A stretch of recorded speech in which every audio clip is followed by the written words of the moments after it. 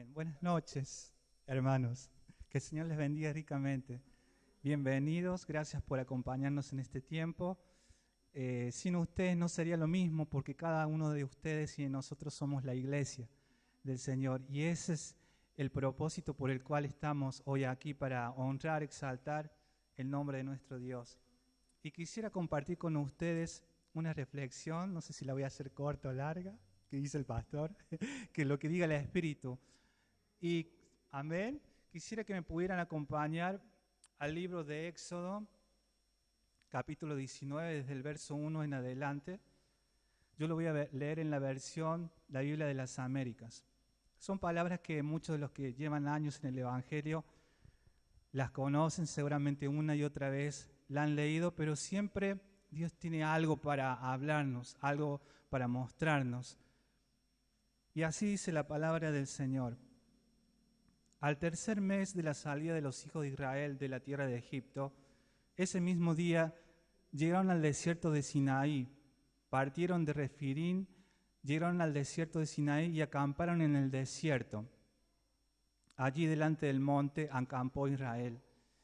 Y Moisés subió hacia Dios, y el Señor lo llamó desde el monte diciendo: Así dirás a la casa de Jacob y anunciarás a los hijos de Israel: Vosotros habéis visto lo que he hecho a los egipcios y cómo os he tomado sobre las alas de águilas y os he traído a mí. Ahora pues, si en verdad escucháis mi voz y guardáis mi pacto, seréis mi especial tesoro sobre todos los pueblos, porque mía es toda la tierra. Y vosotros seréis para mí un reino de sacerdotes y una nación santa. Repita conmigo: reino de sacerdotes y una nación santa. Y quédese con esta frase en su mente. Entonces Moisés fue y llamó a los ancianos del pueblo y expuso delante de ellos todas estas palabras que el Señor le había mandado.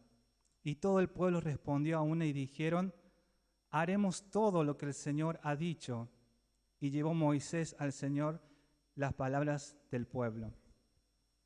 Le puse por título al mensaje: regresando al pacto.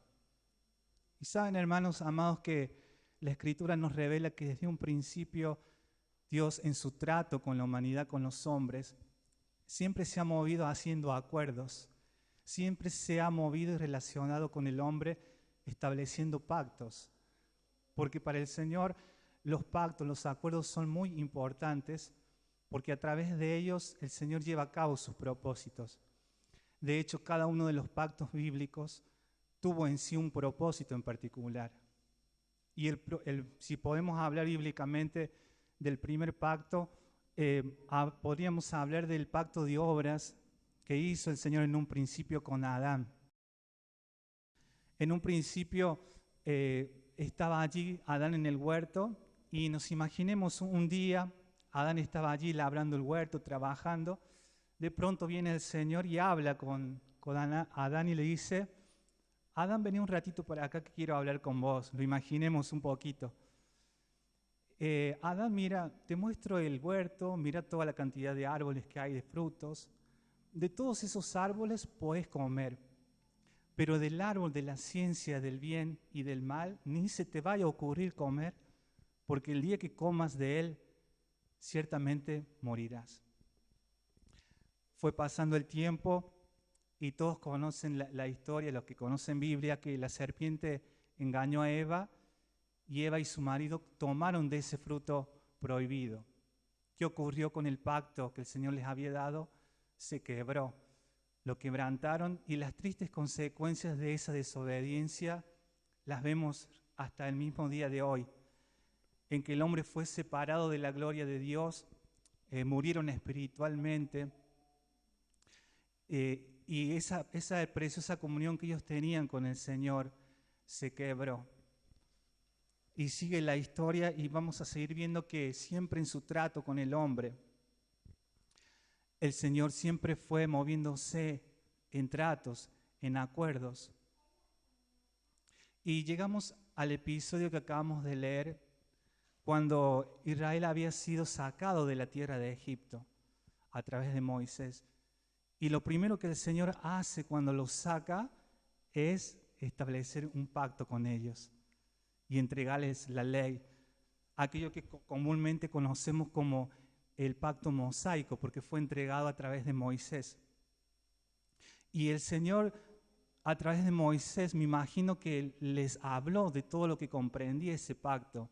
Los teólogos dicen que la ley comprende aproximadamente 613 mandamientos, que comprenden el decálogo que ustedes conocen, los 10 mandamientos, y una gama abundante de muchos mandamientos o reglas, estatutos que tienen que ver con leyes civiles y ceremoniales.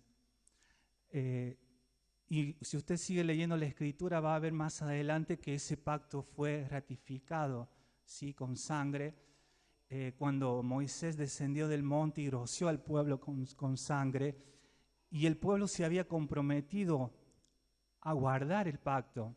Ellos habían hecho un acuerdo con el Señor, es decir, que no es que Dios vino y le dijo, Pau, te entrego a vos esta ley, te obligo a que tú la cumplas. No, fue un pacto, porque si definimos lo que es un pacto, es un acuerdo, ¿verdad?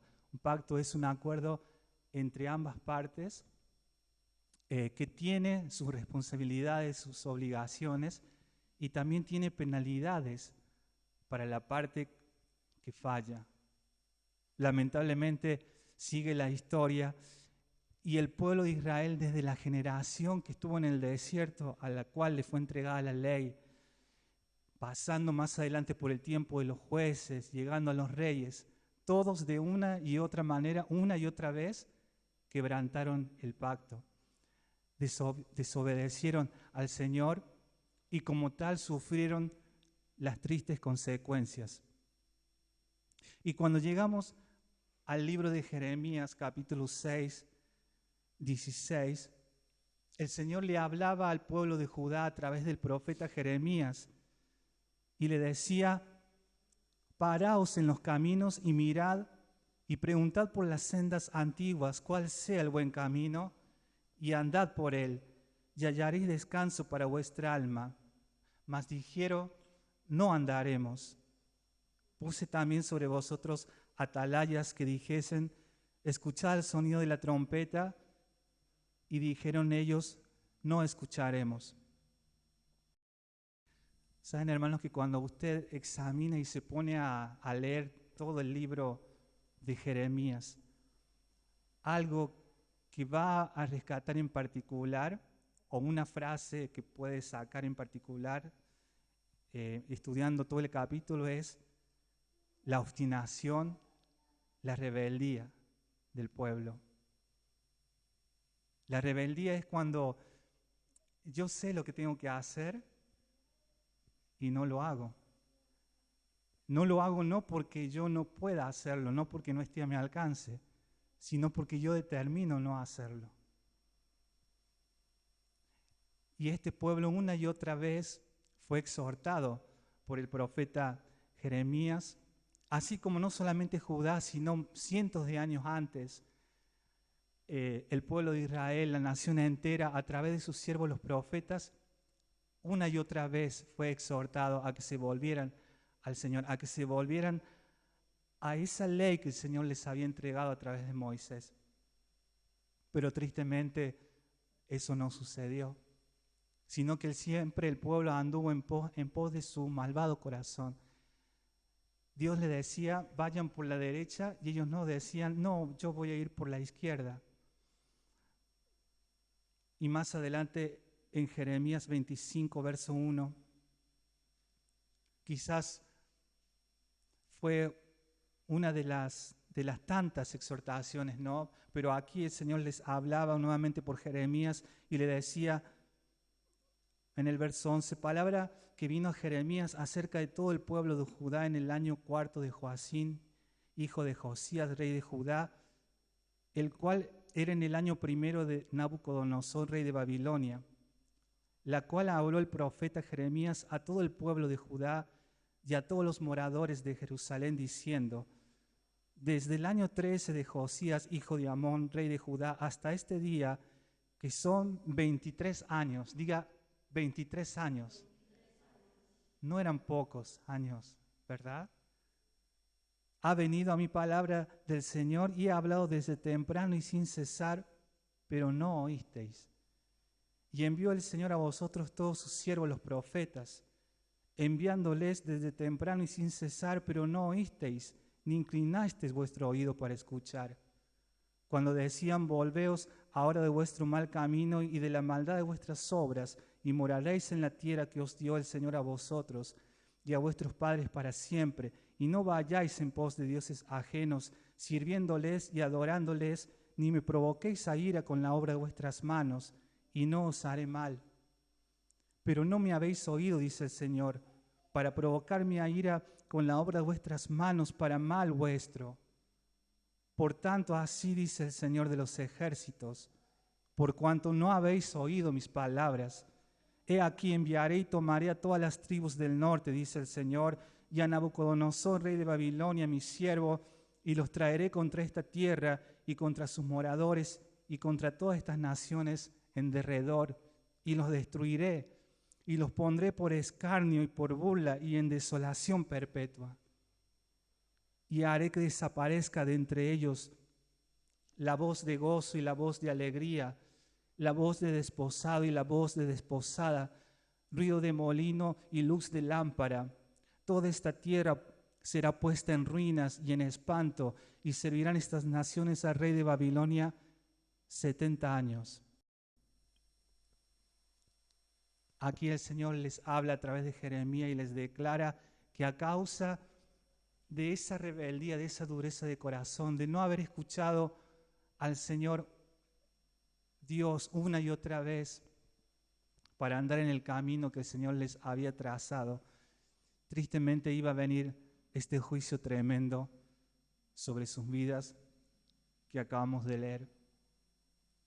¿Por qué, hermanos? Porque el pacto con Moisés era un pacto de obras. Era un pacto que tenía condiciones. Y las condiciones las puso el Señor como legislador del universo. Y el pueblo las había aceptado. Habían hecho ese trato, ese contrato con el Señor, pero les fueron infieles. Y al Señor no le quedó otra, podríamos decir, que tener que disciplinarlos, que tener que enviarlos y ponerlos bajo ese juicio tremendo para que el pueblo pudiera reaccionar y para que pudiera haber un cambio en ellos. ¿Por qué razón? Porque después que el pueblo vuelve de la cautividad, ya el pueblo del Señor ya no fue el mismo. Hasta el día de hoy Israel nunca más ha vuelto a la idolatría. Pero Dios tuvo que tratar con ellos de una forma muy fuerte. Y el propósito de la ley, como todos ustedes saben, fue mostrar cuán débiles somos, cuán rebeldes somos, hermanos, en nuestra humanidad, que siempre tendemos por naturaleza a hacer las cosas como nosotros queremos y no como el Señor nos manda, y no someter nuestra voluntad al Señor. Israel es un ejemplo muy claro que muestra cómo es el hombre en su naturaleza humana. Es fuerte la palabra rebelde, pero es la verdad, es lo que la Escritura nos muestra. Entonces, esa podríamos decir es la parte triste, fea de la historia. Pero Dios no se quedó con eso nada más. Imaginemos un día hablando al Padre con el Hijo, con Jesús, y diciendo, el pacto de obras que establecí con Adán, el pacto de obras que establecí con Moisés, no funcionó. No va a servir para que el hombre sea salvo. Porque el hombre en su naturaleza pecadora, siempre inclinada al mal, es imposible que pueda guardar mi palabra, que tenga esa disposición, porque como dice Génesis, que el corazón del hombre desde temprano es inclinado al mal. Entonces, me imagino hablando Jesús con el Padre y dijo Jesús, Padre, yo me voy a comprometer contigo y voy a hacer con vos un pacto, pero va a ser un pacto en mi sangre. Yo voy a tomar a cargo, Padre, toda la responsabilidad de Jesús y voy a ser el representante de toda la humanidad. Padre, el primer Adán falló. Te falló, quebró el mandamiento, pero yo voy a ser el segundo Adán, Padre. Y voy a representar a toda la humanidad. Y voy a tomar a cargo mío la responsabilidad. La responsabilidad va a ser un día despojarme de mi gloria, humillarme y venir a esta tierra y tomar forma de hombre, humillarme a la condición de un hombre. Y no solamente eso, Padre, sino que me voy a hacer siervo y me voy a humillar hasta el punto de guardar desde mi nacimiento hasta mi muerte cada uno de los mandamientos y cada uno de los puntos de la ley. Todo lo que el hombre y Adán no pudieron guardar, yo lo voy a guardar a la perfección. Y me voy a humillar también hasta la muerte y muerte de cruz. Voy a asumir toda la culpabilidad del hombre y voy a tomar sobre mis lomos el pecado de toda la humanidad. Y voy a recibir todo el castigo que el pueblo mío que tú vas a salvar necesita recibir para que tú lo perdones. Sí, Padre, yo voy a hacer eso y me voy a poner en lugar de ellos. Aunque tú me dejes, aunque esté separada de tu gloria, aunque sufra ese tremendo castigo de lo que significa estar separado de ti, Señor. Yo lo voy a hacer por amor, porque es la única forma que puedo salvar a la humanidad.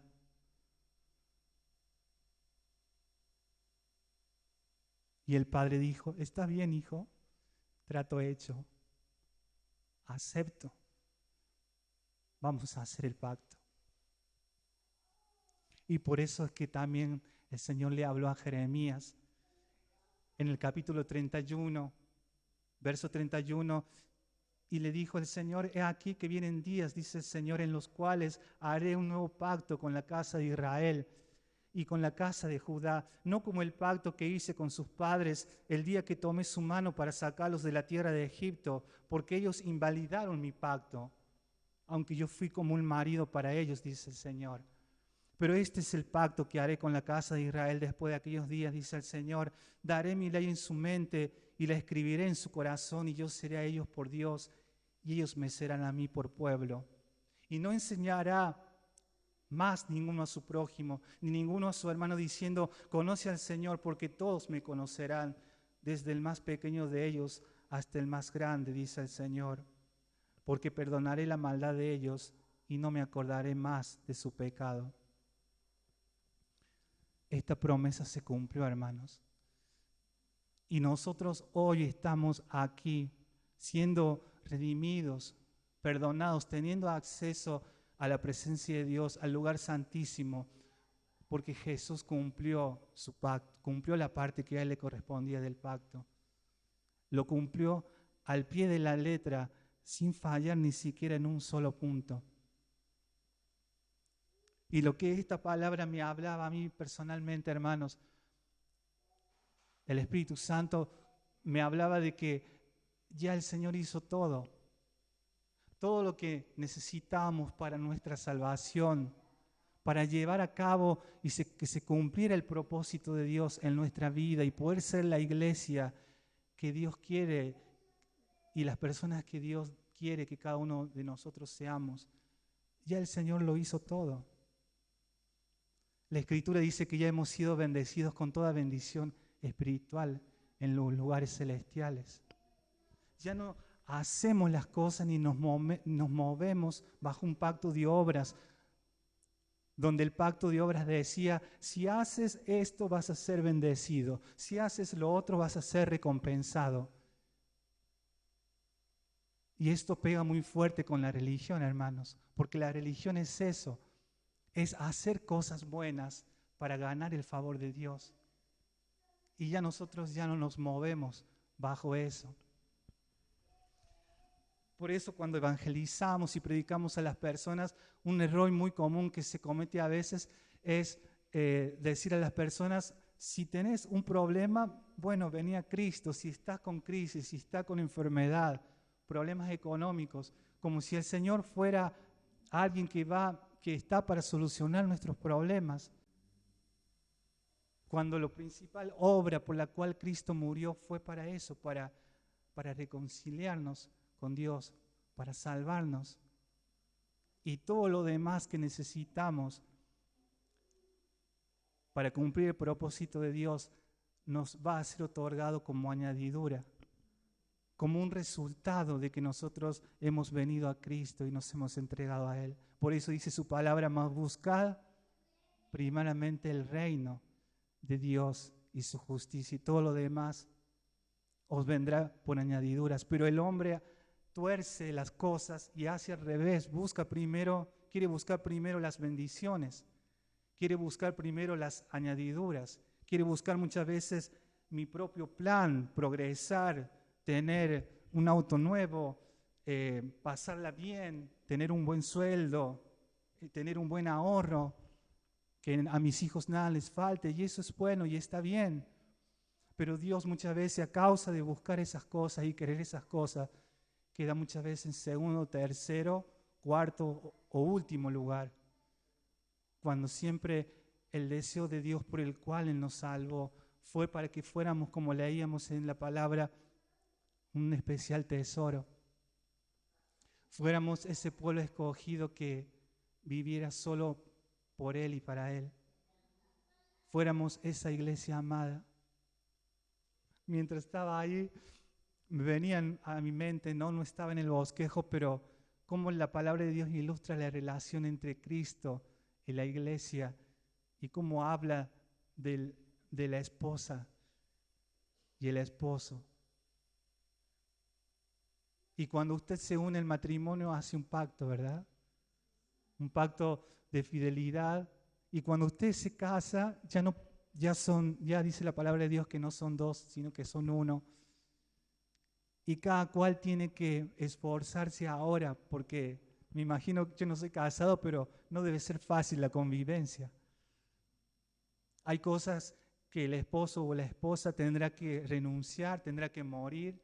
Ahí muere muchas veces el yo, el egoísmo. Ahí yo no puedo hacer lo que yo quiera, irme y venir a cualquier hora. Yo ya hice un compromiso. Del mismo modo, cuando nosotros venimos a Cristo, hermanos, no sé si muchas veces somos conscientes de que somos la iglesia del Señor, que hemos tomado un compromiso serio con Él y muy importante. Entonces,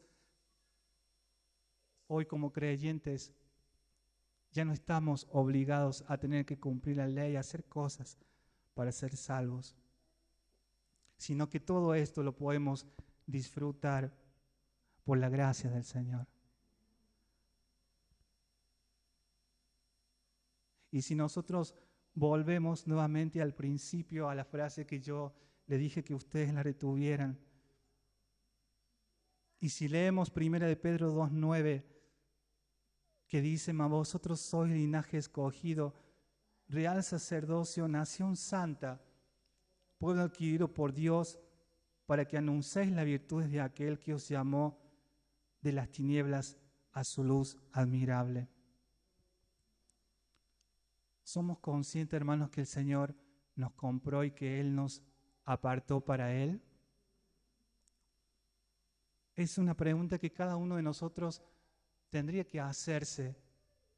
¿Cuál es tu propósito sobre la tierra? ¿Cuáles son tus anhelos?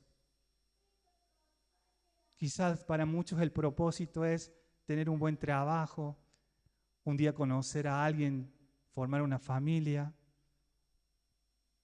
tener un buen pasar sobre la tierra, tener una linda casa. Pero realmente eso será realmente el propósito principal por el cual el Señor nos llamó. La pregunta es, ¿será que estamos caminando? ¿Será que quizás sin darnos cuenta nos hemos extraviado? Por eso Jeremías le decía al pueblo, paraos en los caminos y preguntad cuál sea el buen camino. ¿Por qué? Porque ellos se habían extraviado de la senda que el Señor les había marcado. Estaban viviendo fuera del propósito. Quizá usted hoy no tiene santos en su casa, pero quizás podemos tener quizás otro Dios, aquello que está ocupando el lugar que al Señor le pertenece. Y creemos que estamos muchas veces caminando por el camino del Señor. Sí, yo soy creyente, yo voy a la iglesia, yo diezmo. Y estás, como decía el pastor, vos sabés si estás caminando en el diseño, en el propósito por el cual el Señor te trajo. ¿Será que en la vida cristiana todo es trabajar, tener una linda familia, un buen trabajo, ir a la iglesia los domingos y de ahí la semana que viene, el lunes, otra vez y nada más que eso? Si nosotros nos ponemos a meditar, hermanos, semejante obra de Cristo en la cruz, todo lo que Él hizo para salvarnos y perdonarnos, tiene que tener que ver con un propósito mayor, ¿verdad? Y es que podamos ser esa esposa fiel, esa novia pura y sin mancha que el Señor anhela tener. Entonces, yo le decía a mi papá, me parece que la palabra que el Señor quiere es un poco fuerte. Y él me dijo, bueno, que sea lo que el Señor quiera hablar. Pero esa es la palabra, hermanos, que cuando yo leía Jeremías, sentía como el Señor, como al leerlo, sentía como me traspasaba. Podía quebrarme porque hay un dolor en el corazón del Señor, hermanos. Que el Señor nos ayude y que nos libre de que no seamos como el pueblo de Israel. El Nuevo Testamento habla de que todas esas cosas el Señor las dejó escritas como un ejemplo para que nosotros no caigamos en ese semejante error de desobediencia. En el Nuevo Testamento hay muchas exhortaciones que citan de continuo el Antiguo, porque alguno podría decir, no, pero eso era Israel, era el Antiguo Pacto. Y entonces, ¿por qué en el Nuevo Pacto el Señor lo cita continuamente? Lo cita como citas cuando dice, si oyeres hoy su voz, no endurezcáis vuestro corazón. Y sigue hablando de Israel. ¿Por qué, hermanos? Porque el hombre no ha cambiado. Las épocas, las culturas, las modas han cambiado, pero el hombre en su corazón sigue siendo el mismo. Obstinado, rebelde, duro de corazón. Esa es la realidad, que así somos, hermanos. Pero hay algo clave. Está en lo que cada uno de nosotros determine. Porque el Señor ya hizo una parte, toda la parte que nosotros no podíamos hacer para salvarnos y para que se lleve a cabo el propósito de Dios, ya Jesús lo hizo. Por eso es como que yo meditaba en mi corazón, el no puedo hoy delante de Dios no es excusa. Muchas veces es un no puedo, pero en realidad es un no quiero. Como el pueblo de Israel le dijo al Señor, cuando Él les dijo, vayan por este camino, ¿qué dijo el pueblo? No andaremos. No dijeron, Señor, ayúdanos porque no podemos. Entonces ya pasa por una determinación nuestra, por una decisión de nuestro corazón. ¿De qué vamos a hacer hoy? Si realmente vamos a estar dispuestos a someter nuestro corazón y nuestra voluntad al Señor. Y que podamos decir como cantamos hoy, así como es en el cielo, venga tu reino y hágase tu voluntad. Ese es el llamado a la reflexión que el Señor hoy nos hace, hermanos. Porque un día vamos a estar delante de la presencia del Señor y allí no vamos a poder tener excusa. El Padre va a decir a las personas: te di todo lo que necesitabas, te di a mi Hijo, te proveí un Salvador, te abrí un camino nuevo, un nuevo pacto en mi sangre donde no tenías que hacer nada para ganar el favor de Dios. Solamente tenías que creer y disponer tu corazón para obedecerme. Te di mi Espíritu Santo para fortalecerte en las pruebas, en las dificultades. Te di mi gracia, que es más que suficiente para que cuando pases por valles de sombra y de muerte puedas seguir creyendo y confiando en mí, para que ninguna tempestad pueda moverte de tu fe. Te di mi poder, mi fortaleza, te di mi palabra, te revelé al Cristo de la gloria. Te revelé que Él es santo, que Él es justo, que Él es digno, que Él no va a dar por inocente al malvado. Te revelé mi gloria a través de mi palabra. Diré al Padre, te hablé una y otra vez. Te marqué el camino. Entonces, hoy, hermanos, que podamos nosotros retener y guardar esta palabra en nuestro corazón. Y si nos hemos salido, si sentimos que quizá nos hemos extraviado o sentimos que nuestra vida no tiene sentido, que estoy sobre la tierra y no sé para qué, no entiendo ni comprendo cuál es el propósito, quiero decirte que Dios es bueno, que Él es fiel. Y hay una promesa en su palabra que dice que el que ande por el camino de santidad, por más torpe que sea, no se va a extraviar. El Señor va a ayudarnos, hermanos. El Señor es especialista en restaurar vidas, corazones rotos. Así como el hijo pródigo que se extravió porque él no quería estar bajo la autoridad del gobierno de su padre y hacer las cosas como a él le parecían. Pero Dios le dio oportunidad de volver. Y el hijo pródigo, cuando ya estaba en ruina, cuando ya anhelaba comer de las algarrobas de los cerdos y no podía, dice que volvió en sí y dijo: ¿cómo puede ser que yo, siendo hijo del rey, por así decirlo, no dice del rey, pero yo lo estoy parafraseando, yo esté en esta condición? Él tomó una determinación. Dijo: me levantaré e iré a mi padre. Y fue el hijo y se humilló y reconoció que había fallado. Y el padre, feliz y ansioso de verlo nuevamente, lo abrazó. Le cambió las vestiduras y puso nuevamente un anillo en su dedo, diciendo: renuevo el pacto. Anillo habla de pacto, habla de compromiso. Entonces, si nos hemos salido, si sentimos que no estamos caminando sobre el propósito y lo que el Señor nos llamó a hacer, hay oportunidad, hermanos, de poder volvernos a Dios.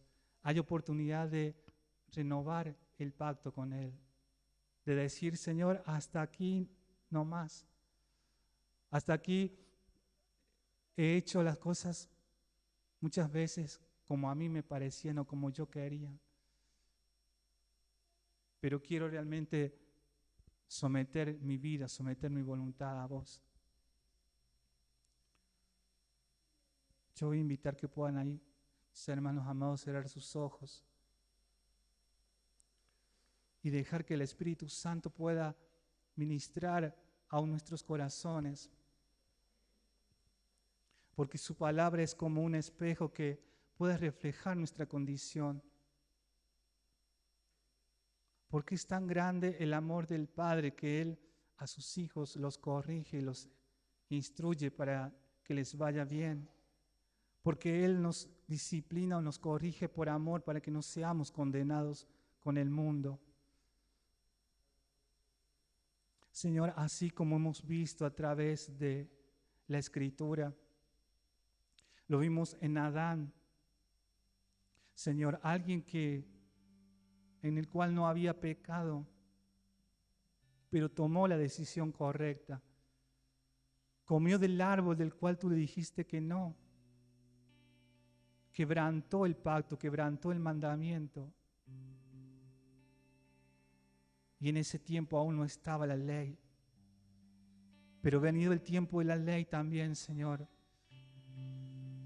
el hombre quebró, desobedeció a la voz de tu Espíritu Santo. Y hoy estamos, Señor, bajo un nuevo pacto en la sangre del Cordero. Un pacto que tiene mayor peso, Señor, que un pacto que es mejor y mucho más poderoso y perfecto que el antiguo pacto, Señor. A través del cual tú nos has redimido, Señor, a través del cual tú has roto las cadenas del pecado, a través del cual ya no estamos, Señor, bajo el yugo de esclavitud de Egipto. Ya no estamos bajo el yugo de esclavitud del enemigo, Señor, sino que nos has dado libertad, nos has dado una nueva esperanza, nos has salvado y has dado sentido a nuestras vidas, Señor. Ayúdanos, Padre Santo, a poder honrar ese pacto, Señor, en la sangre del Cordero. Ayúdanos, Señor, a que podamos caminar, Señor, bajo ese llamado, bajo ese propósito. Porque tu palabra dice, Señor, que todas las cosas visibles e invisibles, sean tronos, sean dominios, sean principados, potestades, Señor, todo fue creado por medio de ti y para ti, Señor. Porque no se trata, Señor, de nosotros, sino que se trata de ti y de tu propósito. Se tratan de tus diseños, de tu voluntad, de un llamado mucho más alto a vivir solamente mirando lo terrenal, sino saber que no somos de esta tierra, Señor, que pertenecemos a tu reino, Señor. En el nombre de Jesús, hoy te pido que puedas redarguir a nuestros corazones y que puedas mostrarnos, Señor, si nos hemos desviado. Que nos puedas mostrar, Espíritu Santo, si nos hemos apartado de la senda, del camino recto, del propósito. Si estamos viviendo fuera del diseño, Señor. Si estamos viviendo fuera de tu deseo, de tu anhelo, Señor. Hoy venimos, Señor, con gozo, pero también con una actitud de humillación, sabiendo que si tú nos hablas, si tú nos corriges, es porque aún nos amas, es porque aún estás dando nuevas oportunidades, Señor, para que nos volvamos a ti con todo nuestro corazón, Señor. En el nombre de Jesús, hoy, Señor, nos arrepentimos por nuestra obstinación, por nuestra dureza de corazón. Hoy, Señor, nos arrepentimos por nuestra rebeldía, Señor. Nos arrepentimos, Señor, por hacer las cosas a nuestra manera y no a la manera que tú has establecido en tu palabra, en tu verdad. Como decía David, Señor, crea en mí, oh Dios, un limpio corazón y renueva un espíritu recto dentro de mí. No quites de mí tu Santo Espíritu y un espíritu recto me sustente. Lávame, Señor, purifícame con hisopo, lávame y seré más blanco que la nieve. Introdúcenos una vez más en esta noche a todos los corazones humillados en la sangre del Cordero, en la sangre del nuevo pacto que fue derramada en la cruz, que está fresca y está limpia para limpiarnos una vez más.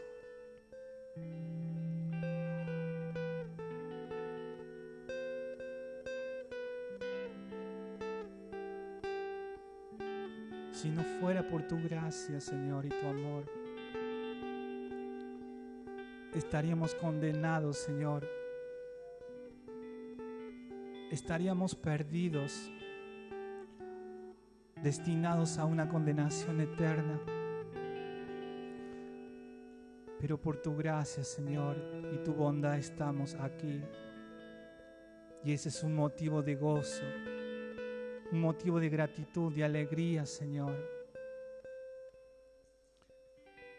En el nombre de Jesús.